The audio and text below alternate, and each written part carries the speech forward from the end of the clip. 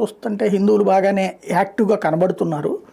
నిజంగా అసలు వస్తారా లేదా, వాళ్ళని ఎవరన్నా తీసుకొస్తారా ఏంటనేది చూద్దామని వెళ్ళా ప్రత్యేకించి. దాంతోపాటు ఒకసారి అది ఎట్లుంటుందో చూద్దామని లైవ్ ఇద్దామనే వెళ్ళాను నేను. అయితే అక్కడికి వెళ్ళిన తర్వాత నాకు అర్థమైంది ఏంటంటే, నేను అబ్జర్వ్ చేసింది, వెళ్తున్న దారి పొడుగునా కూడా ఎవరికి వాళ్ళు స్వచ్ఛందంగా క్రమశిక్షణతో వాళ్ళని ఎవరూ తోలుకు రావట్లా. ఎవరిని అడిగినా మిమ్మల్ని ఎవరైనా తీసుకొస్తున్నారా, మిమ్మల్ని ఎవరైనా నడిపించారా, మీరు ఎందుకు వస్తున్నారు అంటే మా కార్యక్రమం మేము వస్తున్నాం అంటే అదేదో ఫంక్షన్కి వెళ్ళినట్టు వస్తున్నారు.